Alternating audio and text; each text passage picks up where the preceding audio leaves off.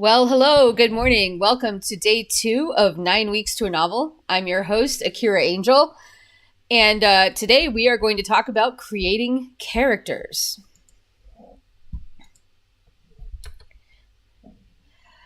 So, the first thing we're going to do is talk about internal and external character arcs. Some of these things you might have heard of before, some you haven't. It's just a good refresher for all of us, I think. I even remembered a few things as I was creating this PowerPoint. So, building internal characters, I call it building characters instead of creating characters, because if you're really doing it right, characters become, layered and complex. And so I feel like when we are making it, it's almost like Legos. We're putting things together, and then at the end we get the little, Lego princess or Lego prince. And so it's more like building than creating. But my first question for you is, why am I starting with characters and not the plot? I'll give you a second to think about it.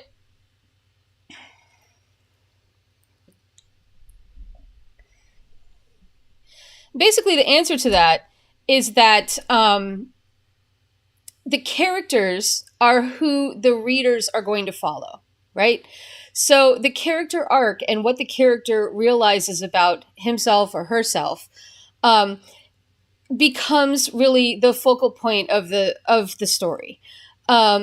Much more so for a book, I think, than a movie, right? Although we do have some great character transformations in movies. But character arcs are really what build the story. And even though, when people leave a movie theater, when people get done with a book, they tend to tell you what happened. If there isn't a good character arc, they really, close the book without caring what happened. But they don't really know why. So when kind of beginners are describing plots, maybe like in high school and stuff, they are always talking about what happened. Well, first they went here, and then they went here, and then they solved the crime, or, then they discovered a spaceship. But that is not actually how we, break down good plots by the time we get to college. If you take, literary classes, we're now looking at the character arcs and what the realizations are and what the themes are and what the setting is. And there's a reason for that. It's because those things work together behind the plot to make the story what it is. And if they weren't there, you wouldn't care about what happened. All right. So the next question is, what is the purpose of your characters? And that is where it becomes important. In the novel, because your characters are there really for two reasons. One, they're going to teach a lesson. So, for example, Neo in the Matrix, he had to learn to believe in himself, learn that he was the one, right? And then once he learned that, then he became a completely different, transformed kind of entity that could control the Matrix. They're also there to express a theme. And, one of my favorites is Kirk and Spock, the kind of unconditional brotherly love that builds up between them over time, even though they're so different. So when you're looking at your characters and you're looking at building their arcs, you are looking at trying to teach your audience or trying to teach your reader what theme you want them to know. It could be a theme about the world. It could be the theme about themselves as a person, right? But it's really about what the transformation that the character goes through that becomes important to them as they're reading.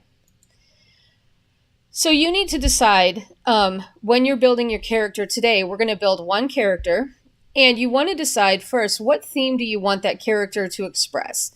Now, a character can express more than one theme, okay? But really, you want to kind of choose the main theme, and then we can have sub-themes within that. But today, I just really want you to work with one. If you're a really experienced author, then, work with 2 or 3. That's great. But for right now, let's just take a look at the first one. And the other thing I want to remind you is to pick a theme that you love, because you're going to be working with it, and your brain is going to be working with it throughout the novel. And it's really interesting because as you start the novel writing process, you will find this theme coming out in odd little ways. And that's kind of your subconscious brain working on your character arc as you're writing. Okay, so pick one that you really care about, that you want, when the reader gets done with this novel, you really want them to know this one thing about life. All right. Okay, and then better yet, pick two themes. Well, pick the second theme and we'll work with it tomorrow. Okay, so for today, just have one. And then the second one you can work with in subplots or in minor characters, which we're going to do two more characters tomorrow. So you can use that theme tomorrow in those. All right, so talking about the internal and external character arcs. The external arcs are the actions that the characters take to overcome the villain. So as I was saying before, when people who haven't taken plot analysis courses or whatever try to describe a movie, they try to talk about the external arc, what the character did. They went here, they did that, and they overcame the villain, right? And so it's really about the skills that the character learns. So like Neo learning Kung Fu. That would be the external character arc. And really, it's less important to the outcome of the novel than the internal arc. All right. So internal arcs are realizations that the character has about themselves or the world. So for Neo, believing that he is the one actually became much more important than him learning Kung Fu, right? Because him believing that he is the one completely transforms him. Then he could learn anything he wanted to. And he didn't even...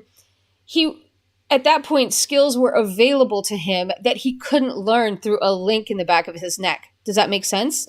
So he could come back from the dead. That wasn't a program. That was something that then was inside of him. So the internal arc becomes much more important than the external arc, especially in the climax of the novel and in the resolution where you show how that character goes back into their original life, right? And how changed they are and how differently they interact with the world. So internal and external arcs can be dependent upon genre, all right? So in some novels, you can summarize them by the plot. And there isn't a lot of character development, okay?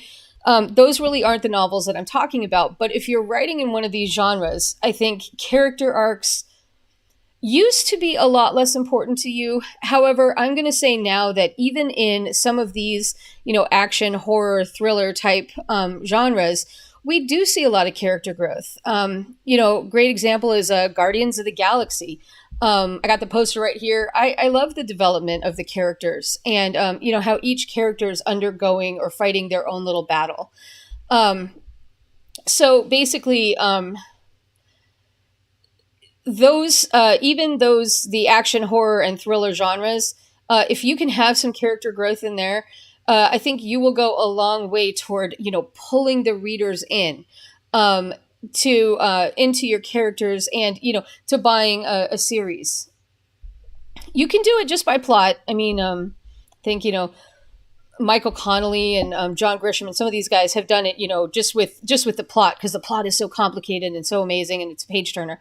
But, it's always better to have some character development in there so that your reader feels like they're actually, getting something from the story internally. And I find that the most satisfying novels will be summarized by character growth, all right? And that tends to be across the board. So, sci-fi, fantasy, romance, comedy, Western, memoir, all of these are really dependent upon the internal growth of the character. And at the end of the movie, you're really looking for that character to rise up and find something in themselves that they didn't have before. That is the character arc. All right, so when we're talking about these internal character arcs, there are really four main types. What they are is less important to know the names of them as just to know that there are four and kind of know what they are. So there's a moral ascending character arc. That's where the character learns a good moral lesson and they come out as a better individual for that. Okay. Moral descending is where the character learns to be evil. So talking about like Breaking Bad, Anakin Skywalker in the first three Star Wars when he's becoming Darth Vader. And those, obviously are less common. They can also be great though. Then there's a transformational character arc. That's where the character has a transformational experience and becomes something else. So what I was talking about with Neo, what I was, Guardians of the Galaxy, not so much, but Star Wars, where at the end, Luke is completely different. Han is completely different. So a lot of times we're looking for this kind of transformational arc when you're looking for something that you can make into, a great movie or even like a Netflix TV series. We're trying to follow the characters for their growth, right? And then there's a flat arcs where the character doesn't really learn anything. I would argue, I'll probably be I'll probably be lambasted for saying this in the comments, but I would argue that Harry Potter is kind of a flat character arc. He learns some magic, but even at the end of book 8, he's really saved by the wand. And I feel like he ends as the same person that he was when he began. He's just a guy who takes action and, tries to defeat evil. And there's another one, Back to the Future. Basically, by the end of it, Marty really hasn't learned anything. He's just the same guy. He's had a whole bunch of amazing experiences. So there are flat character arcs where the character doesn't learn anything. I would kind of argue that it's not bad writing, but it's kind of lazy writing, because imagine what you could have done with those characters by the end, right? Imagine the transformational experience that they could have had. So why waste, 3 movies, 4 movies, 7 movies, 8 movies, and end up with the same character that you had in the beginning. Anyway, for me, obviously, the best two would be the moral ascending and the transformational. And the transformational is much more, I feel like, adult. Moral ascending, where the character learns a good moral lesson, that's like Aesop's fables, the tortoise and the hare. They can, and maybe some YA novels, but I feel like the best YA novels now are still doing transformational character arcs. People learn like who they really are, and get a kind of transformational experience through the movie. So, or the book. So I don't feel. I don't read too much YA, but I'm thinking of the Princess Diaries, or the one where the girl sends out all the letters, or her sister sends out all the letters. I saw that not too long ago. It was fantastic. And I feel like, by the end of that movie, she really had a transformational experience about learning who she was. So, all right. So when we get to these internal character arcs, again, I'm mostly talking about transformational in this course. There are 2 types of realizations in these transformational arcs. The first one is the realizations that the character has about the world. So these are a broader realization. And I thought of Indiana Jones as the example, where in every single movie, he really learns that people can't be trusted. So, he tries to find the Ark, and then he realizes they're trying to use it for bad. And then he finds the chalice, and he realizes that people can't be trusted with it. And then at the end, he finds the crystal skull, and again, realizes that, one person can't have all that knowledge, and really people can't be trusted with it. And then the second type is realizations that your character has about themselves. And so continuing with Indiana Jones, he's willing to give up his personal gain and glory for the good of the world. So, he basically just lets them take the Ark. He lets the chalice fall. And I don't think he really has a choice with the skull, because it takes off into the sky. But, he's basically willing to give up any ownership of these items and any glory that he was going to get by having them, because he understands the bigger picture, and that is that no one should have that type of power, and that people can't be trusted with it.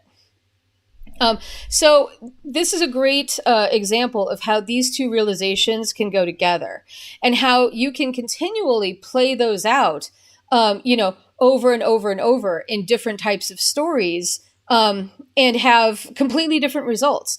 I think that's the beautiful thing about character arcs that I'm going to talk about today, which is that, you can take an amazing character arc and you could put it in almost any kind of story and have a completely different story, but have the same satisfying character transformation.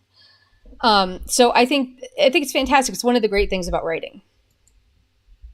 Now, character arcs kind of go hand in hand with your themes, right? So the character is learning something, and over the story, they are expressing that theme. What they learn then would express that theme.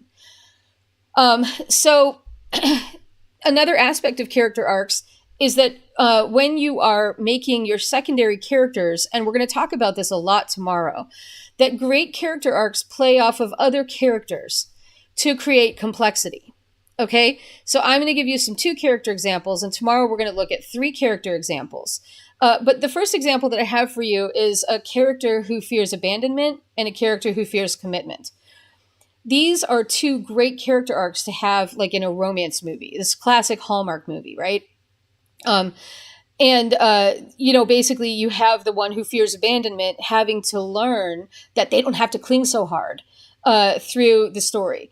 And then you have the one who fears commitment, basically learning that it's okay to have people depend on you, and especially one person if you're going to have any type of relationship, right?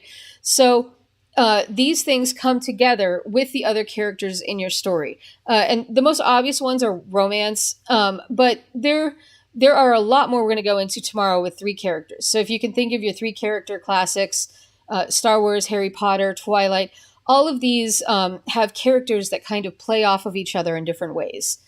All right, so my second example, a character who is a healer and a character who's a warrior. So one is really, based on destruction, sees a lot of death.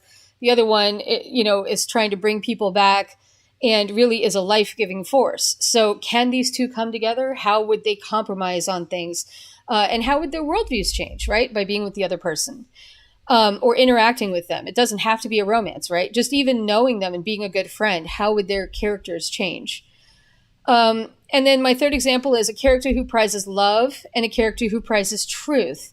Is it really possible? Because if you prize love, you're going to, tell little white lies, and you're going to be more forgiving about things. But if a character who tells the truth is going to say, no, you look awful in that dress, right? So they're going to have to learn how to, how to prize the other person's emotions and feelings more than they prize the truth if they're going to have a relationship.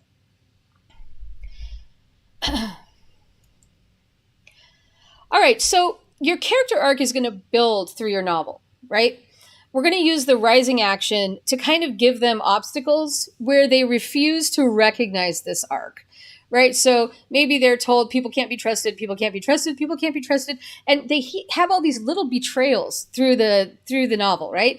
And then in the climax, Indiana Jones realizes, oh my gosh, we have this massive source of power, and people can't be trusted with it, right? So you're going to try to do the same thing in your novels, where each character is going through these obstacles, and basically this theme is hitting them in the face, but they're refusing to recognize it, right? All right, and then at the dark moment, this is the moment about 2/3 of the way through the book where the character has refused to recognize. This would be where Indiana Jones is tied to a post with Marion, and the Nazis are up there opening the Ark, right? This is the dark moment where things just can't get worse. And all of a sudden they realize, oh my gosh, we have to, I have to do something, and I have to defeat the villain, right? So he takes action and he says, don't look at it, and then they end up being the only ones that survive. And then he has to get that Ark to safety. So the dark moment is the worst moment of the film. It's about 2/3 of the way through. And then the character is going to have this shift. they're going to really understand what they've been trying to avoid. And they're going to have that character growth, and that is going to allow them to then defeat the villain 3/4 of the way through the novel. Okay, so at the climax, which is 3/4 of the way, they're going to then use that understanding to win. So here I said the dark moment is the moment where the character must change or all will be lost, right? If Indiana Jones hadn't understood it, he might have looked at the Ark and they also would have died. Or he might have been trying to get the power for himself, and then we would have seen this happen all over again. But since he's able to forget about that, put the lid on it, and, put it away in a huge government building, then, everything is fine. And he's grown and he comes back the better person for it. All right, so then the climax is after the character experiences the internal changes of breakthrough. It's like really right before it, or you could kind of do it right in the climax as well, where they then defeat the villain and become the better person. All right, and then we have our falling action, which is where the character is now able to live successfully in the world. So this is the arc.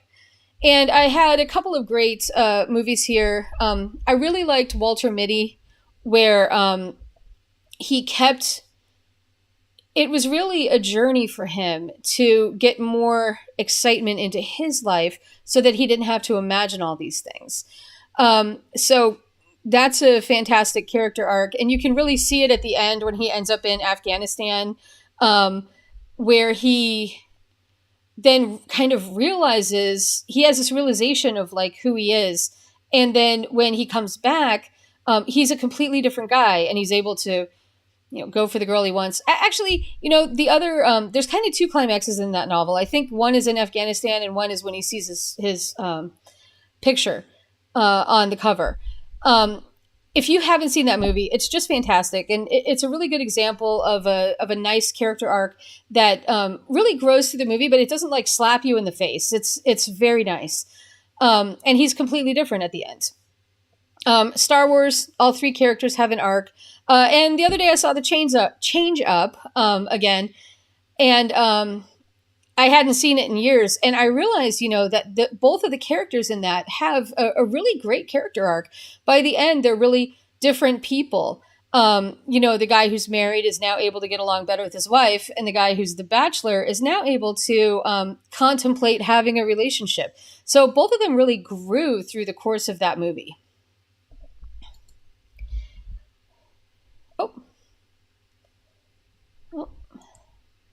Sorry about that. Okay, so building your character. We're going to talk about your hero, who we are going to build today. In a movie today, your hero really needs to start as an unhappy individual who's failing to live in the world and whose life cannot go on as it is. Why? Well, the answer to that is that most of us probably feel this way on a daily basis. And the other thing is that it makes for a great story. When you think about most of the great epics, especially in science fiction, but even in, just the example of the Change Up, the reason why they're wishing for each other's lives is because their own lives, there's a hole in their own lives that they are unable to fill, as it is. So they needed some kind of a shakeup. Having this unhappy individual who's basically failing in the world makes that transformation so much more apparent to the audience and to the reader when they get done with the story. Because all of a sudden now that character has new skills. I have a couple of examples. So Harry Potter, where he starts is a great example, right? He's living under the stairs. Pretty soon he's going to get too tall to live under there. And his life really can't go on as it is. So his arc starts out very well.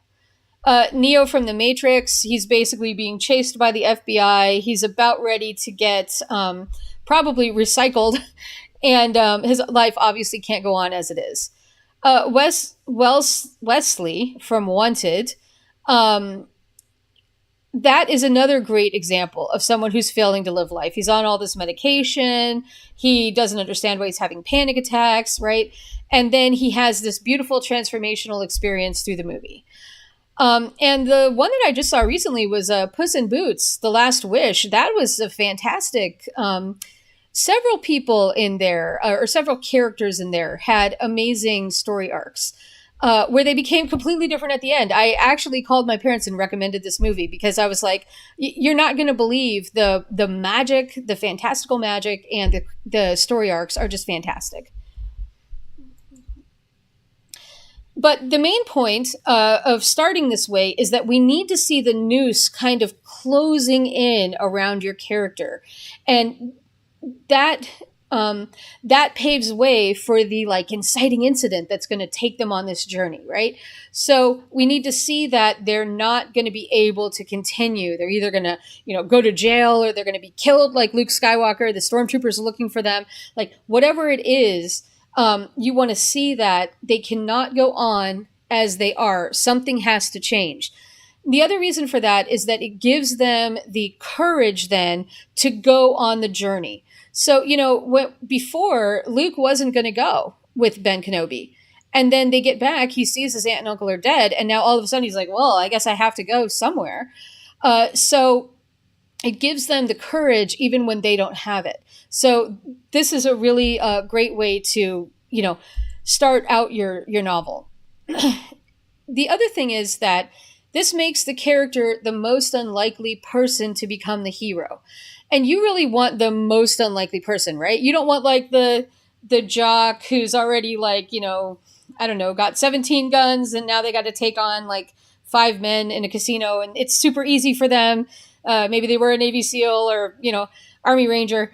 You don't want that kind of story. What you want is you want the like IT professional who's been like coding in the basement and now all of a sudden, 5 guys come in and take over the casino. Because that's your transformational story. What he has to go through to get from here coding in the basement to there defeating these guys is a massive journey. And that is what you can write then in, it's going to take 50 chapters or it's going to take 75 chapters. So you want them to be the most unlikely person to become the hero because that is what gives you traction for that character arc, right? Examples of this. In the beginning, Harry Potter has no idea what magic is or who Voldemort is. He is really the most unlikely person to become the hero. Luke has no idea about the Jedi, who his father is, anything about the history. Also, most unlikely person to become the hero. Neo has no idea about the Matrix, and worse, he's really too old to leave it. They usually don't rescue people at his age, so it makes it a lot harder for him to kind of adjust to the new world that he's in on the outside of the Matrix. And then Bruce Wayne, I like this example in Batman because he starts out, they did a really great, in the Christian Bale Batman, they did a really great character arc of him as like a kind of a coddled rich kid. Yes, he went through something bad, but he still had a very easy life. And it wasn't until he goes to prison and then he has to take his journey up the mountain and then come back and start, looking at these people from the underworld that he really learns about the dark side of life. And that's where his character growth really begins. At first we think it's just going to be going up and learning, the martial arts that he learns. But actually, that's just brain training. It's when he comes back and he actually starts fighting the villains and stuff that his real character starts to develop. And both were interesting, but you really start getting vested when he, puts on the suit and then he starts going out and fighting. All right. So for you to build your character arc,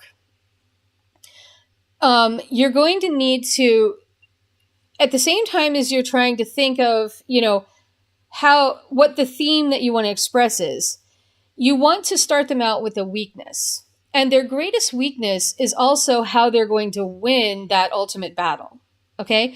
So your story, the purpose of your story is really to show how they get from being the most unlikely person to win to being the only person who could win. And I'll give you the example here. This is an example of an external character arc.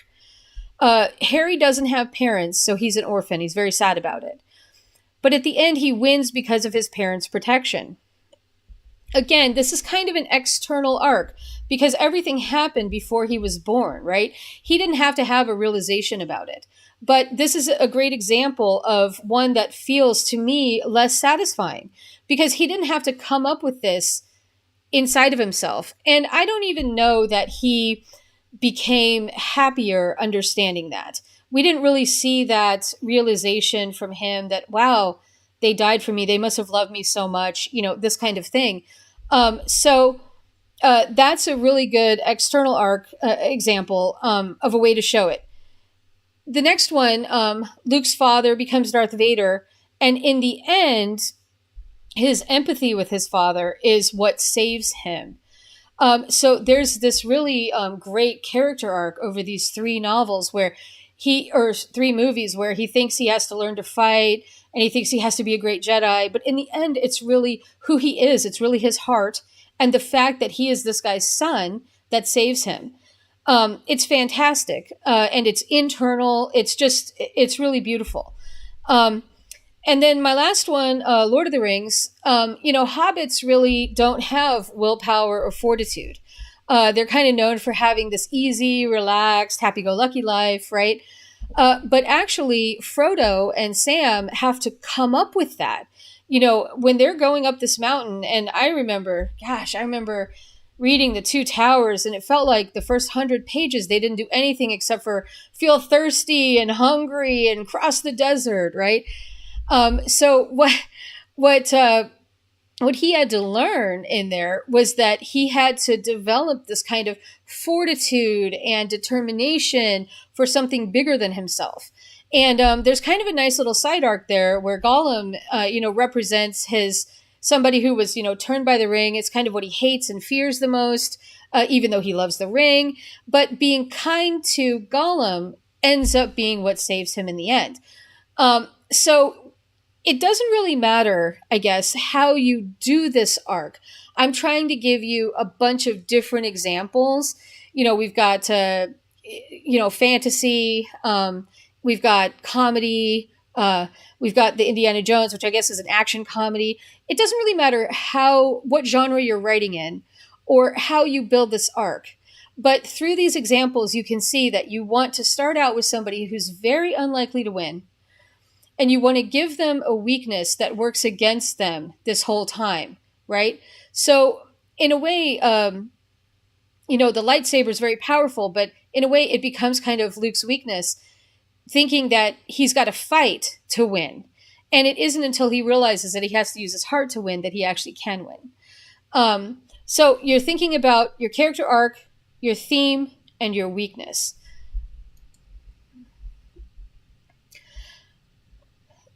I know I have this all together, but what I'd like you to do is basically just look at the left-hand side of this table. All right. In this, we have our call to action that Neo must believe in the Matrix. We have our rising action that he must believe he can break the rules. More rising action, he must believe he can be the one. More rising action, he must believe he can battle an agent and live. More rising action, he must believe he can beat the unbeatable. And the climax, he must believe he can beat death in the Matrix. All right, or if we just stop it with, he must believe he can beat death. When you look at this left-hand side, I think you can see that this could be put on many, many different stories in many, many different genres. Believing that you can break the rules, that you can be the one, that you can beat the unbeatable, that you can beat death and transform yourself. I mean, this could be any Avengers movie. It could be any type of great story, transformational story. A marathon runner or someone who was in a car accident and had to come back. This could be anybody. All right. And I really want to point that out to you because great character arcs, they really transcend the genre. They are what's working behind, and they're really a universal story. They matter to each of us, right? So I'm not gonna, be in I'm not in the Matrix. I'm not gonna be in the Matrix. But you know what? His story of transformation is something that I could take into my daily life. Just that idea of trying to beat the unbeatable, and every time I have an obstacle, I can overcome it. These kind of things, these transformational stories, really appeal to the reader in a way that your plot doesn't appeal to them. The plot is great, but it's the character arc that really matters to them, right? All right, so when we look in then the story on the right-hand side, we can see what his actions actually are, right? So in this story, he takes the red pill, he learns to fight, goes to the Oracle, and then it's when he starts to stand up to the agents that you can start to see his character is building, right? He's starting to think something differently. And when he goes and rescues Morpheus from the agent building and brings Trinity back to life, it's really, when I saw it the first time, I thought this was the climax of the movie, but it gets even better. It gets even better when he dies and comes back to life in the building, right? And after that, he's a completely different character, completely transformed. But you could take this character arc and you could put it in any story, right? And you could take any theme and build a character arc around it. So his theme is believing that he's the one, right? Choose what you want to do with your character and build out the character arc. What would be the steps that they would have to go through to go from, not loving somebody who has too much commitment to loving them and being able to deal with them? Give yourself some steps. Start breaking it down and think about it. We're not even talking about the plot yet. We're just talking about steps to try to get them from here to there, right? And it'll be very good if you start thinking of your characters in this way. All right, so we're almost at the end, and I wanted to ask you, did you notice what I didn't do in this lesson? And that is probably just as important as what I did do. I didn't ask what your character's favorite color or sport or hobby is or anything like that. I didn't ask about their traits, if they're tall or short. It doesn't matter. Why doesn't it matter? We could have put one of 100 actors in the Matrix movie, and the movie still would have been amazing, and the character still would have had an arc, right? The external features of the character are less important, and these other things like hobbies and stuff are really trivial. I also didn't ask about their adjectives. So, use 10 adjectives to describe your character. We don't really need that yet. These things are irrelevant unless they're necessary for the reader to visualize them properly or for the character to overcome the obstacles and win the final battle. All right, so I'll give you an example. Characters can have one or two little awesome features. So in the X-Files, Mulder's always eating sunflower seeds, right? That's his hallmark. If sunflower seeds are there, he was there. Smoking Man always smokes a certain kind of cigarettes, right? It's kind of cool to have a character that you're following and they have like one little quirk. But I'm going to say it's like one, okay? It's not 10, it's not 5, it's not 3. Those little quirks of your characters don't really matter. You want to make them individual, but you don't want to make them too individual. Why? Well, the reader is really living vicariously through your character. So if you make them too weird and too different, the readers can't identify with them. But the other thing is, if your plot is amazing and your arc is amazing, every time that you're referencing these silly little things, you're taking the reader away from what matters in the story, which is how the character feels and what is happening in the rising action and how they're going to defeat the villain. So all of these things are really like an extraneous subplot or something that you don't need at all when you have a well plotted story. We do need a couple of them, just in case maybe. And we'll throw some in at the end of this character building worksheet in case you need them later in the story. Again, I would caution that you don't use too many. It's maybe one, like your character likes shoes. I don't know. It's just one thing that makes them a little bit different that maybe, if you're doing a YA, maybe your character should like shoes because it appeals to the market. If you're writing science fiction fantasy, maybe your character should be a Dungeons and Dragons fan. Whatever that thing is. But if it's amazing enough, you really should make it part of the story. Like, look at Ready Player One. Like, you can, if your target market loves old video games, oh my gosh, just make that the story and build your world and use the elements. And, so in that case, you'd be using it in the plot. You're not using it as an extraneous character factor, right? So what matters is how your character grows through the novel. That's it. How they are expressing that theme, how they are overcoming the villain, right? So we've really got our plot, we've got our theme, and all the extra stuff is just extra. We don't need it. Okay, give me a second here.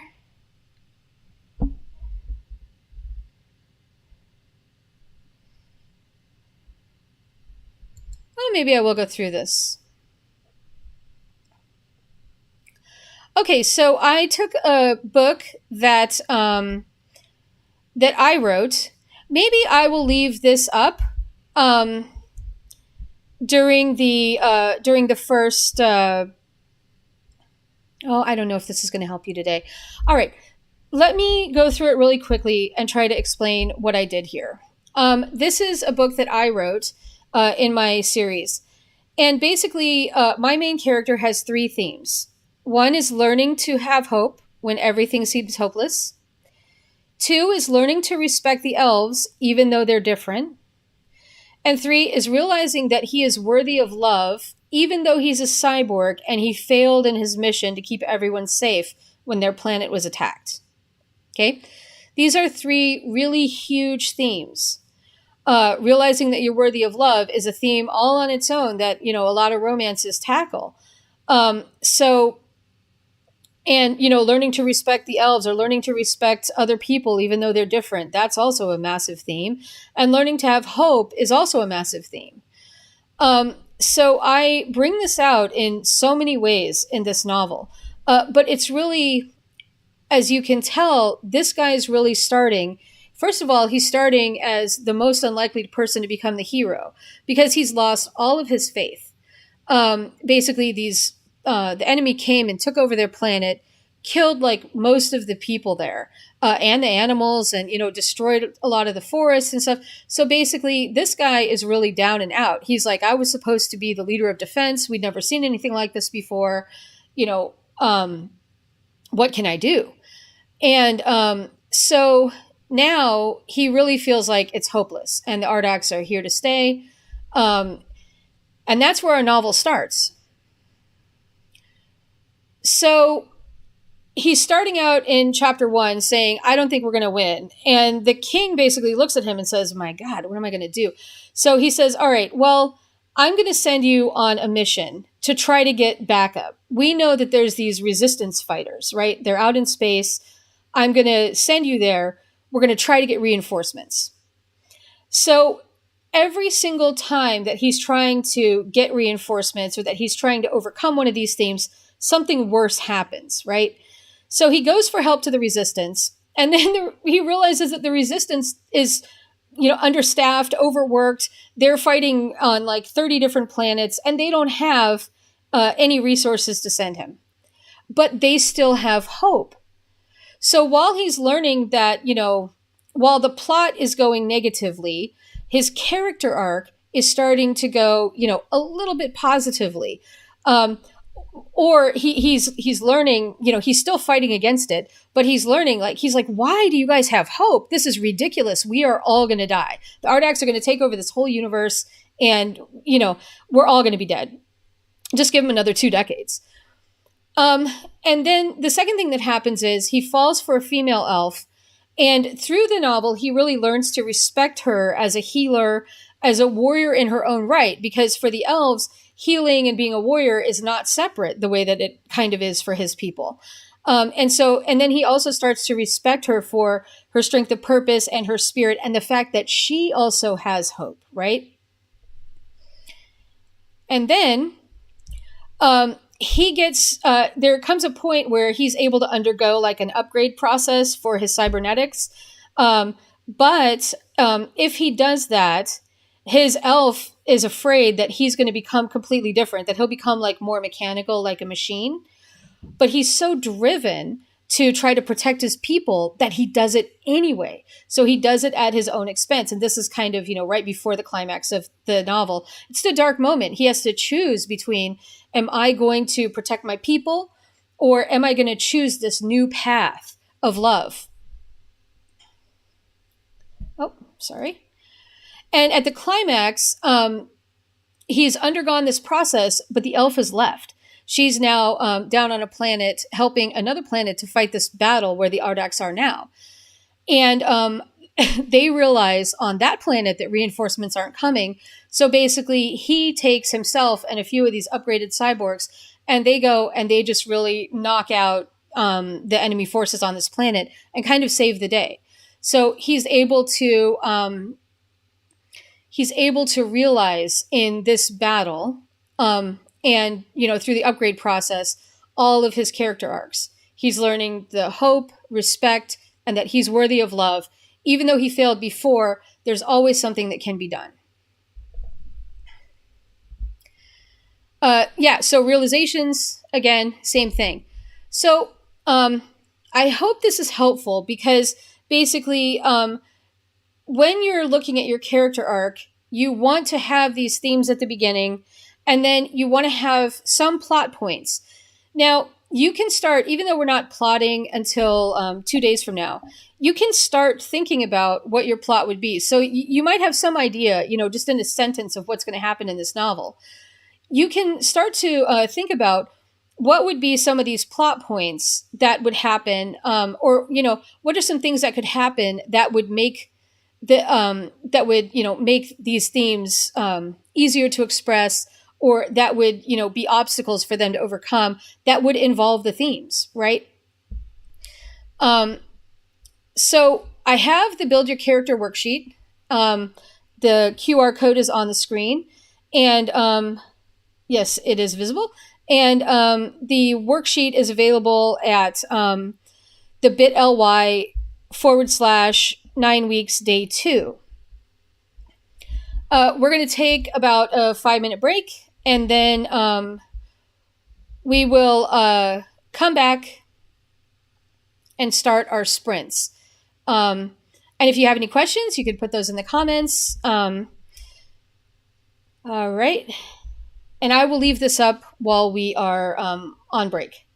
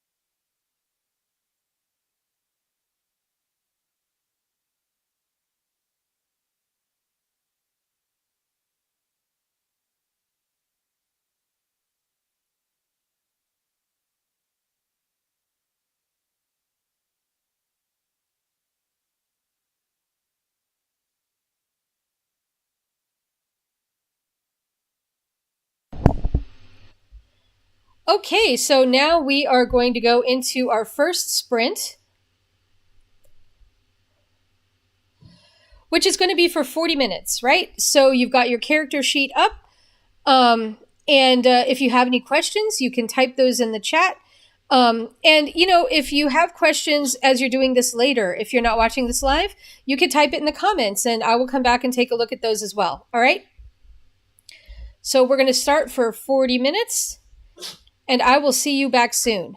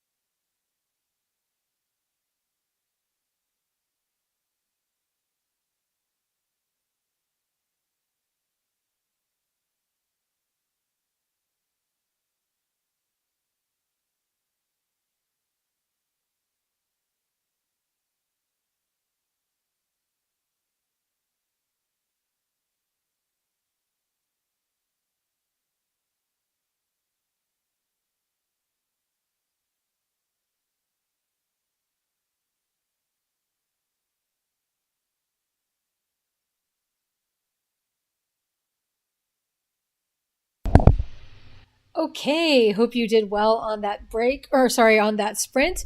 I certainly did. I got a ton of work done for tomorrow's class. I'd like to be building the characters along with you, but I'm actually formatting some things for our second character class that I wanted to take a look at after doing this one all the way through. So let's take a 5 minute break for our first one.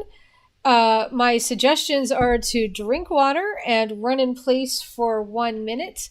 I'm probably going to chase the chihuahuas around outside, and we'll be back shortly.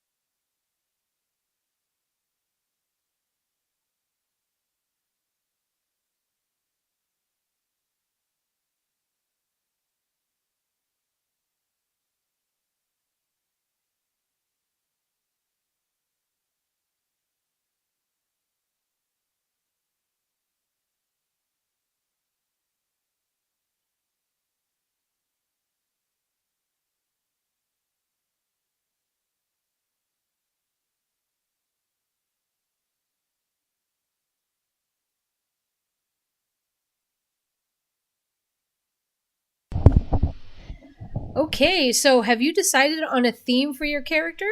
And how are you doing filling out the chart? I'm very interested, and if you find this worksheet helpful um, for building your characters. Um, we are going on to our second sprint, and hopefully, you will continue finding this Google chart helpful. Again, if you have any questions, just let me know. Um, I know it's difficult if you are not looking at the plot points yet, to try to think of a character arc. But just trust me in that if you do this, um, this process all starts to work in your subconscious mind. So, looking at the theme that you want to express and thinking about the steps that you would do now will help you greatly when we start looking at the actual plot of things that are going to happen. And you'll be able to see it's so interesting how when you're developing your plot, you start thinking, oh, wow, that's how that could, work with that character arc. So, anyway, just keep going. We're on sprint number 2 for 20 minutes. And we will be back after that to talk about it. If you have a special theme or something that you want to share with others, please put it in the comments. As we do our character arcs and themes and plot points, it becomes so interesting to see what other people are doing with this idea. And, the other thing I was going to say is if you can't think of one right now, pick your favorite book or movie and start breaking down how that character encounters obstacles and what their character arc is. So I did that, when I first started writing, I did that for many, many books and movies. And I have, trade fiction paperbacks that I would buy that I would highlight. And then I would, try to see how was the character arc being expressed. How many times did they have internal thoughts? What were how did the plot work with the character? So I would kind of fill out, the third page of this character worksheet for just before I'd even developed the worksheet, but kind of informally going with the character arc and the plot so that I could see for myself what was happening behind the scenes. So that's another good thing to do too. If you can't think of your own right now, pick one that you love and see how that person did it, right? All right, good. So we're going to start now, and I'll see you back in 20 minutes.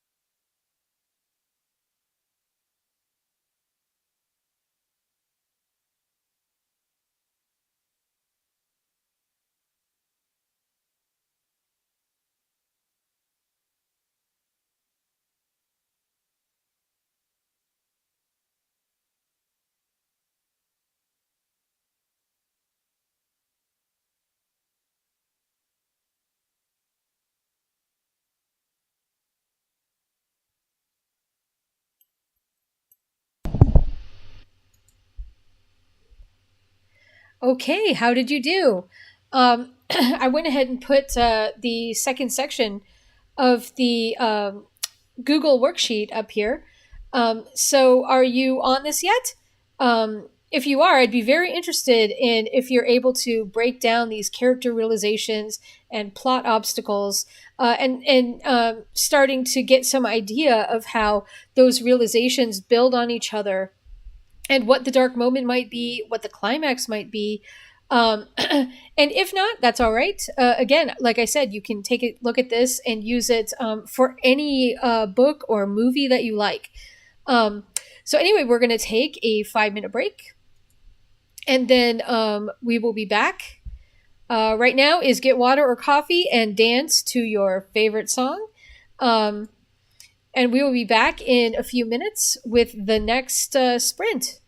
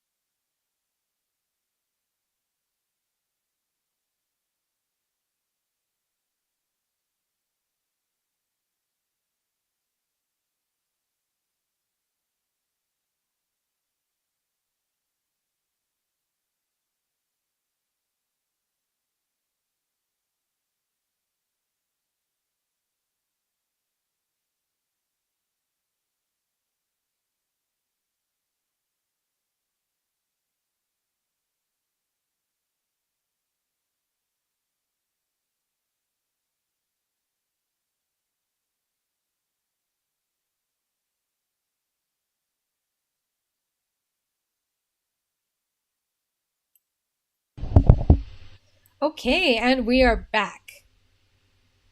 So we are back for sprint number three. It's going to be for 20 minutes, and I'm going to go ahead and put back up this character sheet here. If you're done with pages 1 and 2, go ahead and go to page 3. So remember that when we are looking for specific things about your character, we basically are looking for, maybe like one action that makes them different. Somebody who's always like rubbing their chin or scratching their head. You want to make your character have maybe one action and then like one special thing that would make them different than everyone else. But sometimes it's good to know these extra things about your character, especially because at the beginning you may not have that thing yet. So maybe try out a couple of different ones, and then in your final edit you'll clean those up.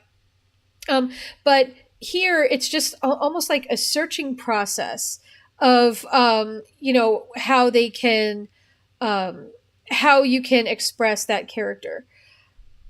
All right, so we will start. We'll go ahead and start, and then I will see you back here in 20 minutes. Good luck.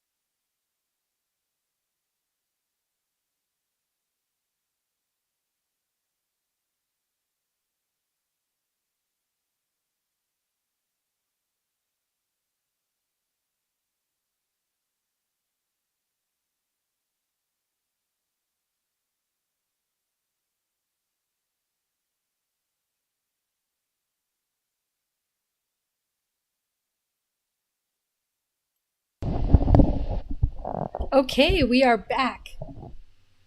I hope you're doing really well on this character, building your character sheet.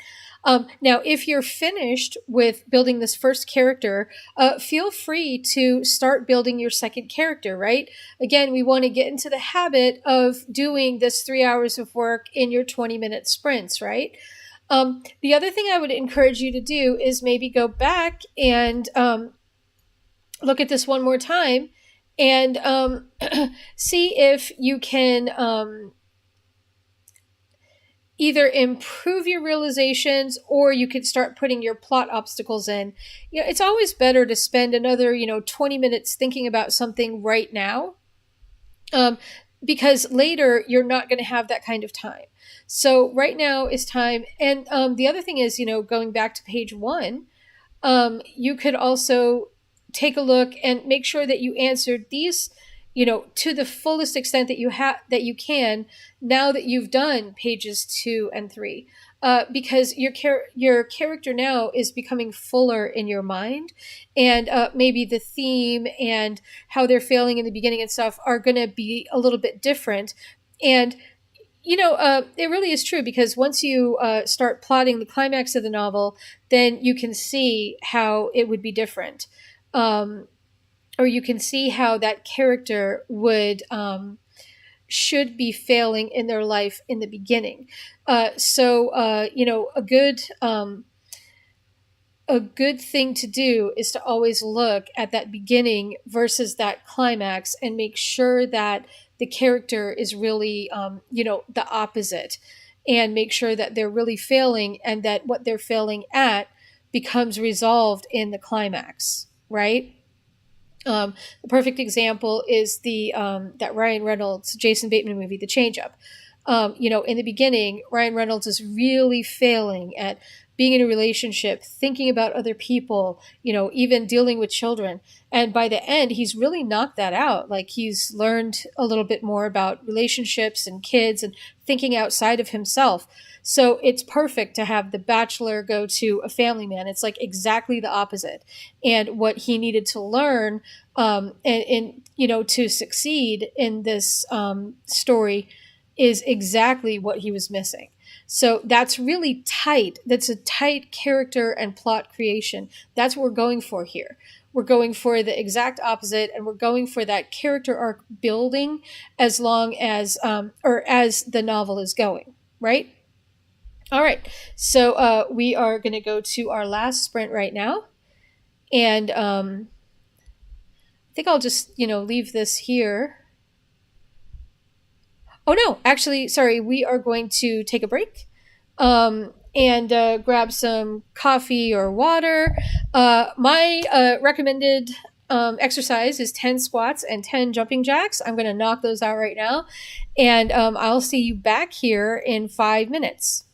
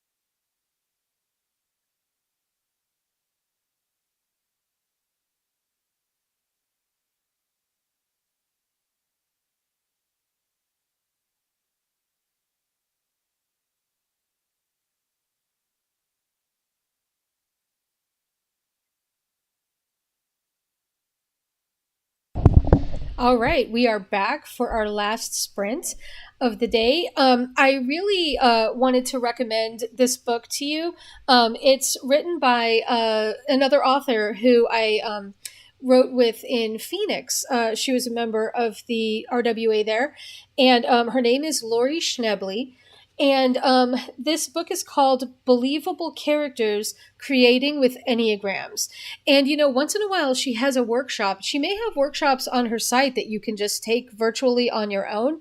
But this book is absolutely amazing. And it does something that I'm not even, talking about now. It may be in a level 2 or level 3 character class. But she talks about, I don't know if you can see it, but creating with Enneagrams.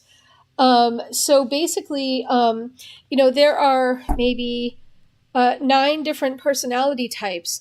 And in this book, which is, quite hefty for talking about characters, she goes through each type of these Enneagrams and what their fatal flaw is. So what their kind of weakness is. And I think it will really help you create character arcs. It's a very different way of looking at characters. And, the other thing is you're probably going to have right now your characters like spring from your mind easily, but after you've written like so many books, it starts becoming hard, or to develop new characters. You're like, oh, feel like I've written this type of warrior before, I've written this type of heroine before, and so it's great to have this at your disposal. So again, her name is Lori Schnebley. And that's Schnebly. We are on our last sprint of the day, and it's going to be 20 minutes. So let's get going. I hope you're all ready to knock out the last 20 minutes strong. Here we go, and I'll see you back shortly.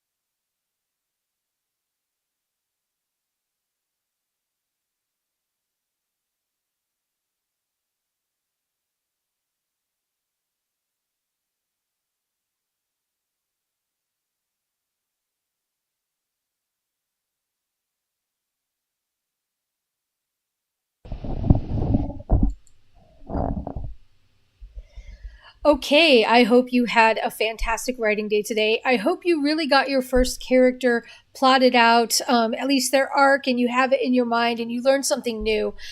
Tomorrow, we're going to look at the interactions between the characters and plotting characters 2 and 3. So stick around. I look forward to seeing you 10 a.m. Central Time, bright and early, and have a great day.